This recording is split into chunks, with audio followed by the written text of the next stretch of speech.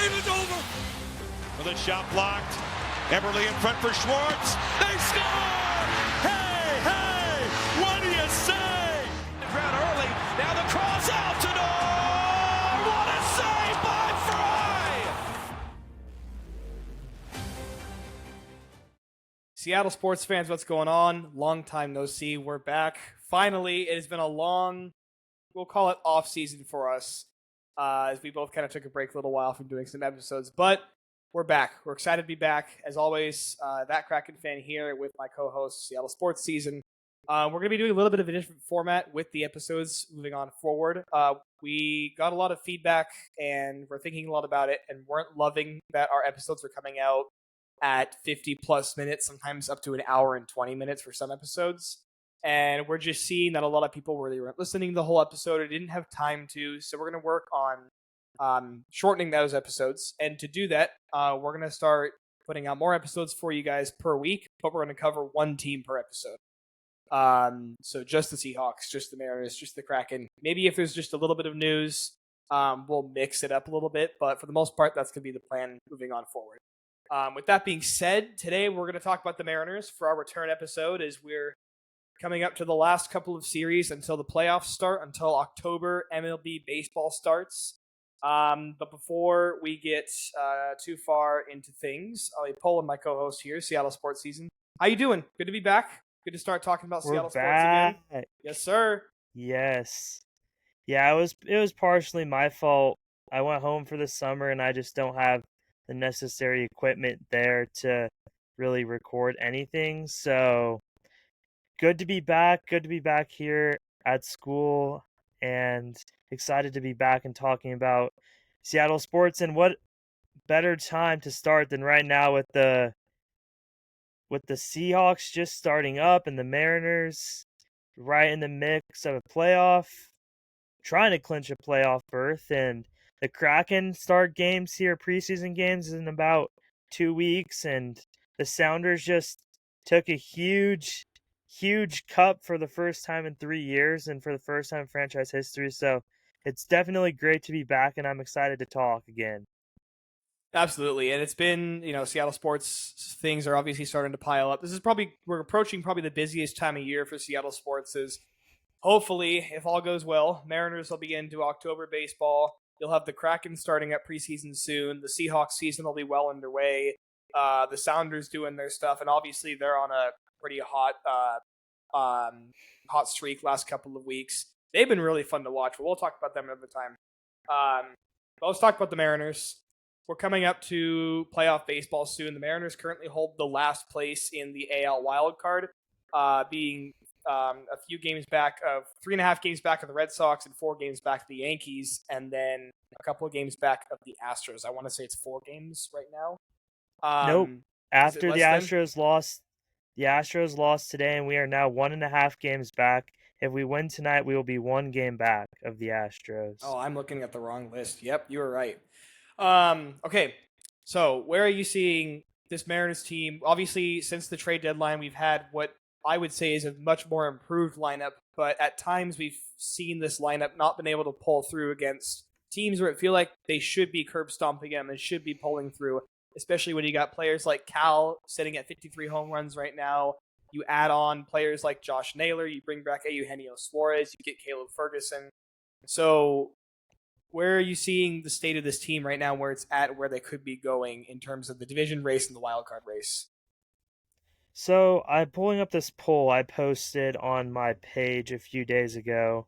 Basically, it's just like a preview of the last 6 series that the Mariners will play. And then I added a little poll at the bottom of the page, and it basically was asking where did people think the Mariners were going to end. And I'm pulling this up because, 1, it's useful information. 2, there's a little bit of a funny coincidence, I'll say, in here. But either said, do you think the Mariners will win the division, wild card number 3, wild card number 2, or miss the playoffs? And right now, I just have a little over 300 people who have responded to the poll. And 17% of people think the team's going to miss the playoffs. 10% think they'll be in the second wild card spot. 20% of people think they'll be in the last wild card spot. And if you do the math, that leaves 54% of people that think that the Mariners are going to win the division. So, a little bit of a funny coincidence. Someone pointed that out to me today, and I thought it was pretty funny. But also, it has a little bit of a deeper meaning. It shows how much people still believe in this team to go places despite the bad road trip. This was posted right after the Braves series, before this Cardinals series has even started. So, despite back-to-back awful road trips, a lot of people still believe in this team. Over half the people that voted on this still think that we're going to pull through and win the division. And that's kind of where I'm at too. My expectation for this team is still that they're going to win the division. And with the Astros continuing to slump a little bit and struggling with injuries, I still think that that's well within the realm of possibility. Obviously, the 3-game set in Houston is really going to decide that. And I think this team's starting to heat back up right at the right time. No more 3-city road trips, no more 10-day road trips.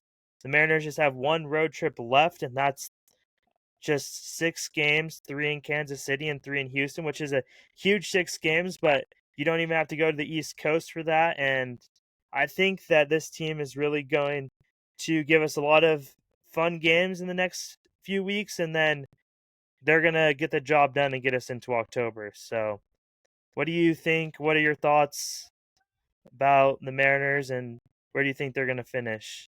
Oh, I'm obviously really hoping for a division win. I'd love to finally win the division after quite some time. I feel like there's a little bit of a urgency to continue to win the series, not just to stay in a playoff race and not just or the wild card and not just to try to win the division, but also because unfortunately your separation of teams in the hunt and teams in the wild card is not very big right now. You only got the Rangers sitting a game and a half behind you, and unfortunately they won't go away. They keep winning games. And maybe it's because they're picking up washed Mariners players that the Mariners don't want. We saw them pick up Solano today after they picked up Dylan Moore and Rowdy Tellez also earlier this season. And Sam Haggerty. Seriously, they're just becoming the Mariners 2.0. They're trying to make that last playoff run magic happen again with some different players. But I really think it's important that in these next few series, especially being home more than away, and you've proven that you can win at home time and time again, the Mariners have. Your pitching's also better at home normally. You've got to be winning these series more than losing these. You can't have any more of these, we lost 2 or 3 games to the Angels, to the Orioles, to whatever, any other team. That's just a team that you just should be winning series or even sweeping series from. Especially with the kind of lineup that you have. This Mariners team, on paper, this lineup should be a top 3 lineup in the AL right now. Maybe top 3, top 5 in the league.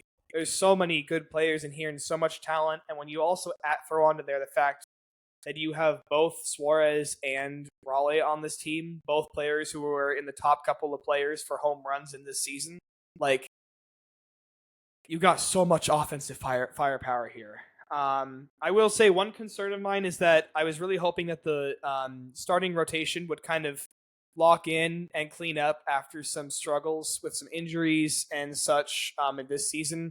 It feels like we're seeing Brian Wu obviously be pretty consistent, minus a couple of struggle starts, but Logan Gilbert and George Kirby especially have slightly concerned me a little bit with how they've seemed to have struggled with their command of their pitches.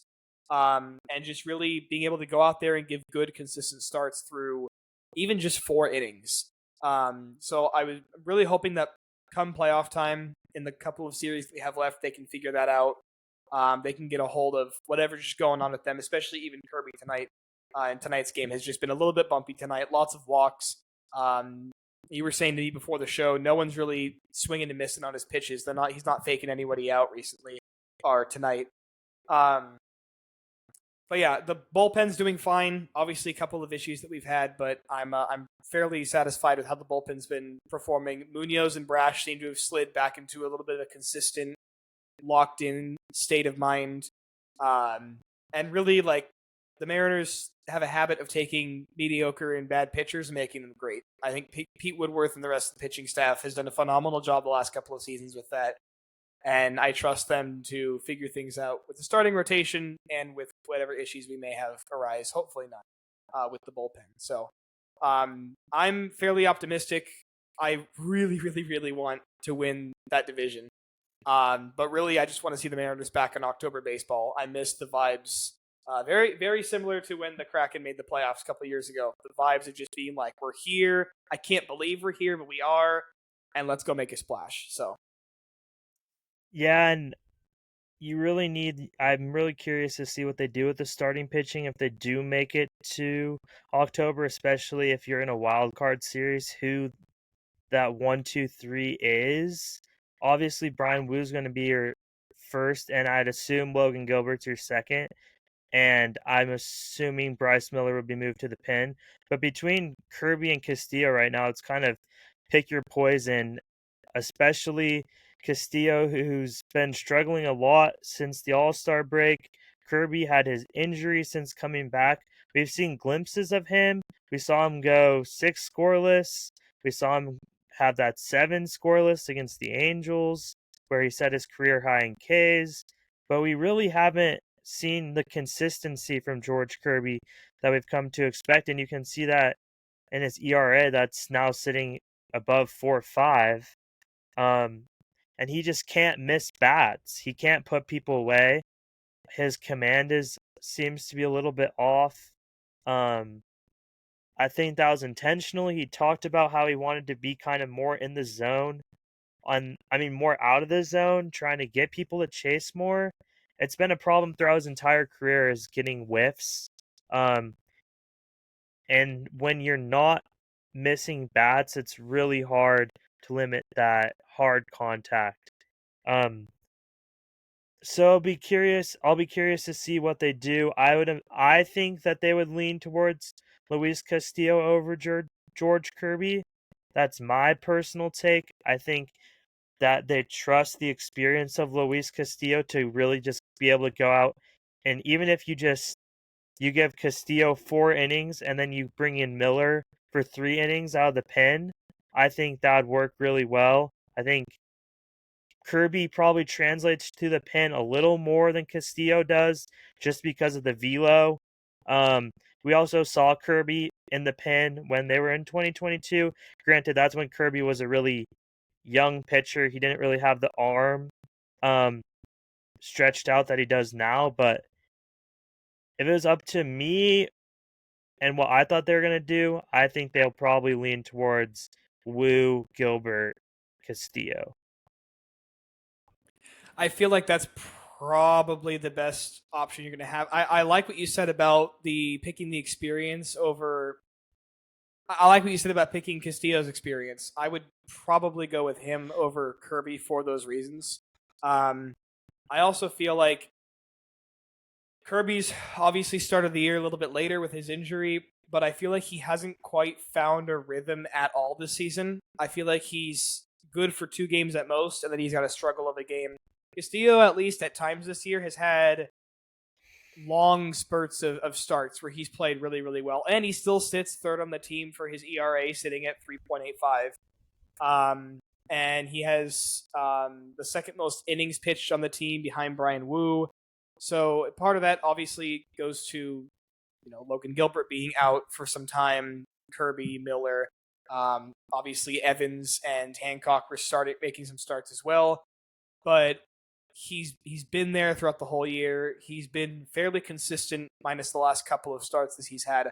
I'm really hoping that he can get back into a groove, and that can just help him in the playoffs. I trust Logan Gilbert in very important games to be able to understand the importance and lock in and just get the job done, even if it's in 3-4 innings. I get giddy and excited at the opportunity to realize at the idea to realize we'll have the opportunity to throw out another one of our starting pitchers to go be a bullpen replacement for a starting pitcher, which is just such a cool thing that you can do in playoff baseball. So hopefully we're in the division at that point, and so it's not as much of a worry. You have less to worry about. But, in the wild card, that's definitely going to be a very big question that's looming over the Mariners come playoff time. The divisional games, they really give you an opportunity to the most, if I'm not mistaken, the most they ever make you play is back-to-back nights, and you always get a day off. And so in the DS and CS, you really get to use your value bullpen pieces a lot more, as opposed to the wild card where it is a back-to-back-to-back if you play all 3 games, and that is tough to manage in a bullpen.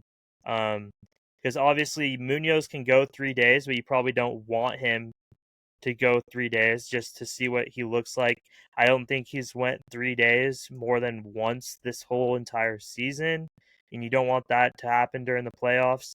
So hopefully they can win the division and be at home for the wild card, and that would just be a huge advantage for us to be able to be at home. Mm-hmm.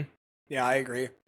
I do have a question for you. That's one thing that's been a little bit more on the pessimistic side of the Mariners fan base, but there are some questions going around, especially looking forward to next season and the next few seasons. A lot of people are not super satisfied with the managing of Dan Wilson right now. I'm curious what your opinion is on his managing choices with the bullpen, with lineups, with substitutes, etc. throughout the season. Maybe if you have any knowledge of like some press conference things that he said. What's your opinion on something that Mariners fans are asking a lot of questions about right now about his managing? Dan Wilson, I'll say this, his bullpen management is not amazing. However, I think it's a lot better than people give credit for. A lot of games, there's going to be things that the general public doesn't know about. There's going to be, if a pitcher wakes up, goes through his warm-ups and isn't feeling it that day, in the bullpen, they just won't let them throw that day. And it's not going to be something that they make available to the public. That's something that is just kept between the coaches, and there's a lot of stuff that goes on behind the scenes that we just do not get to hear about. Also, a lot of his decisions I've seen, especially people get mad about Caleb Ferguson or Carlos Vargas, but at the end of the day, you have to trust your pitchers that you have down there, and it's not Dan Wilson's fault when they don't execute. Especially, you've seen Caleb Ferguson blow a few games recently. And that's not Dan Wilson's fault. He's just trying to manage the bullpen as best as he can. However, I will say, right now, Munoz just went an entire week without pitching in the middle of September. And I don't care what the circumstances, Munoz needs to be in there more than once a week. Like, I know that we were losing. I know that we won a few games big. But I can remember a Rays game where we were down like 6-4 in the 7th. And we bring in Ferguson, and I'm like, I wouldn't mind Brash or Munoz here because you are trying to keep a game close. Every game matters in September, and you save them through April and May so that you can use them in circumstances like that in September and October. So I will say down the stretch, I expect him to start to use the leverage arms even if we're down 1 or down 2 to try and keep the game close, because you got to win the game you're playing today, not try and win the game tomorrow. And if you have any chance of winning the game that you're playing tonight, you got to use the best players that you have. In terms of lineups, it's basically everybody can agree the spot that he decided to put Harry Ford in at was the worst possible situation. And I talked about this a little bit, but it's the fact that the mixed messaging from Dan Wilson and from the ownership, people were frustrated that he didn't debut in Tampa. They felt like there's a few spots there. They're like, no, we're trying to give him a soft landing spot. And then they proceed to toss him in a game where bases are loaded, 2 outs, down by 1. They come in as a pinch hitter against a guy with a nasty changeup. He just throws 3 changeups. Harry Ford's never seen a major league pitch before, and he just goes down on 3 pitches. I personally do not care at all if they would have just come up and said, hey, we're bringing Harry Ford up. The intention of this is so that he can get experience on the bench through a playoff run. The intention of this call-up wasn't to play him. If they would have said that, I think people would have been a lot less mad about their use of Harry Ford. But that's not what they said. They said that they wanted to use him to help contribute to a playoff push. They said they wanted to use him to help get Cal and Garver off their feet. And they really haven't done either of that besides bringing him in the 8th inning for 1AB against Atlanta. So I wish they would just either let him watch or let him play. I don't really like this whole double down thing. I don't know. I wish they'd just pick one or the other. And I mean, if it was up to me, I'm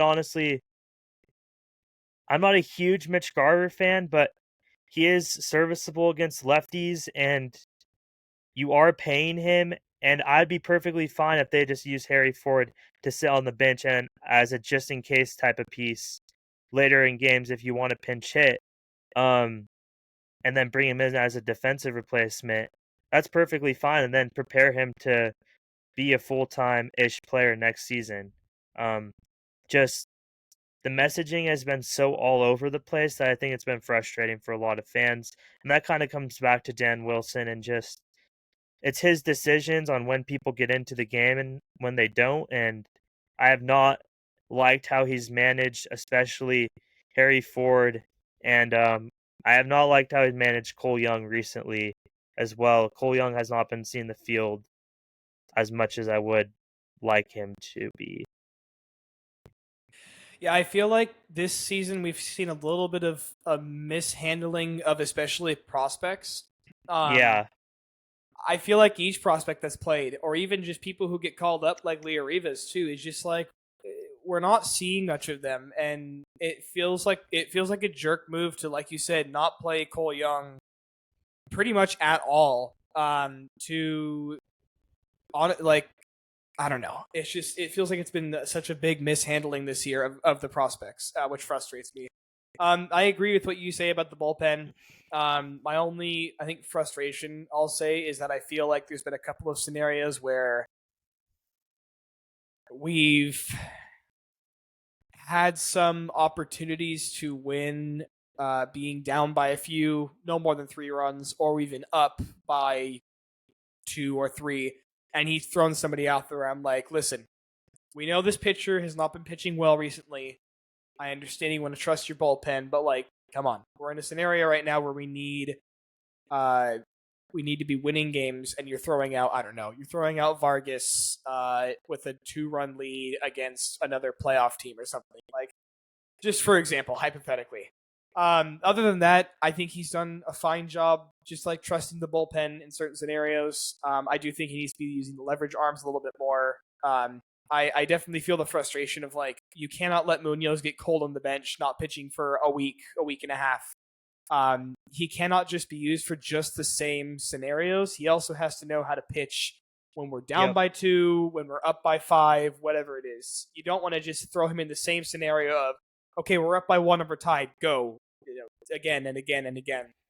But yeah, as far as lineups and everything, other than a couple of question marks on some lineups sometimes, also I think he's done pretty fine. I think just my biggest frustration has been mishandling of prospects. And I think some of that also has to deal with the other side of the management of the team with calling up and sending down players as well. I feel like Ben Williamson's been dealt a little bit of a dirty hand. Somebody who is hitting fine, who is giving us speed at the bases. I understand that we didn't really have room for him on the roster right now, especially with Suarez being up. But even with his time here, I do feel like sometimes he was passed up in opportunities in times where he should not have been passed up.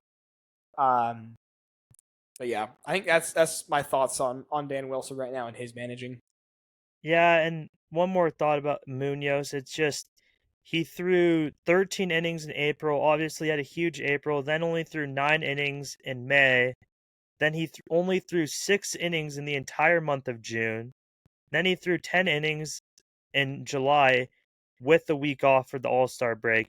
Then he threw 12 innings in August. And now it's September 9th, and he's thrown 1 inning, and that was last night in September. He's only been in 1 game in all of September, which is when you're supposed to be saving him for. I think they just need to use him a little bit more, and like you said, in a little bit different situations.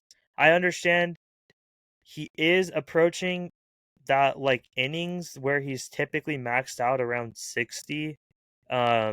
He's at 54 innings on the year, but you still need to use him as much as you can, because you have Bizardo and Vargas who've thrown a ridiculous amount of innings this year, and you honestly need to take a little bit of the stress off them. And if that means using Munoz a little bit more than they have been using him, I would not be opposed to seeing him. And we've seen Matt Brash in some save situations, but we really haven't ever seen Munoz in like an 8th inning type of situation. I don't know. I think just the experience and getting out there, even if it's not a save, will benefit us in the long run. And especially if you look at, for instance, pitchers like Bizardo. I love Bizardo. I think it's crazy how good he's playing. He definitely was not on my bingo card for pitchers to be performing as well as he is. With that being said, like, Bizardo could be a very good pitcher, but in my personal opinion, he's overperforming what he will be for most of his career, and you're using him a lot. Like, you're using him a lot. He's up there with some of our starting pitchers for innings pitched. I'm trying to pull that up right now to look. In fact, he's actually the only one in the top 5 on this list that isn't a starting pitcher. Wu, Castillo, Gilbert, Kirby, Hancock, and then Evans, and then Bizardo is right there for 71 innings pitched. So you're using He's thrown more innings than Miller. Yeah, he's thrown more innings than Bryce Miller, and you're using him a lot. So I love how he's been playing. He's somebody who I went from being like, oh boy, hold your breath when he pitches like early last season to now I'm like, oh, Bizardo's out there, cool. We're giving up at the worst no more than a run. At best, he's not letting anyone on base, whether from strikeouts or from hits. So he's been playing phenomenal, and hats off to him for that. But it's definitely just a scenario where you could be using Munoz in some of the positions that you're using him and other pitchers in. Even Brash too. Those guys definitely could be. And I would not mind seeing Munoz before Brash too. Brash is 3 for 3 on save opportunities on the season. And I feel like he could be getting a couple more opportunities as well for saves. Especially if you want to throw Munoz at like the 1-2-3 or 2-3-4 part of the lineup, and then throw Brash out there for the 5-6-7. So, yeah, I agree. That's kind of all I got for now on the Mariners. I think they're going to pull through. They've been playing really well as of the last few games.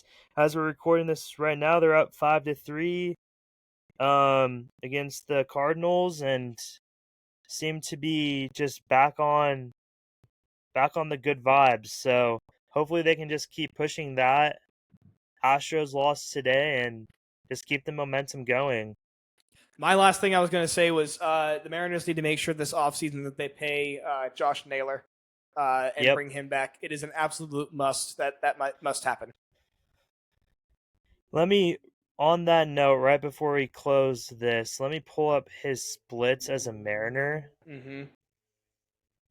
As I say this, he just hit his 3rd hit of the night to go 3 for 3 against St. Louis. Just an opposite field little bloop job. He, as a Mariner, career.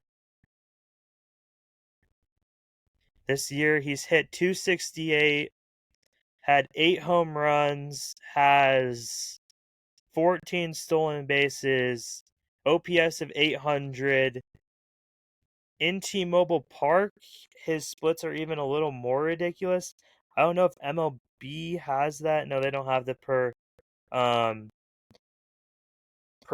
ballpark splits. But He's been fantastic this year. He's been amazing at T-Mobile Park. He loves hitting at T-Mobile Park. He seems to mesh with the group really well.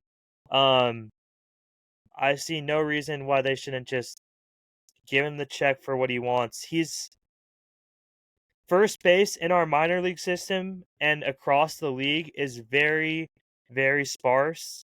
Especially now that you've gotten rid of what's his name?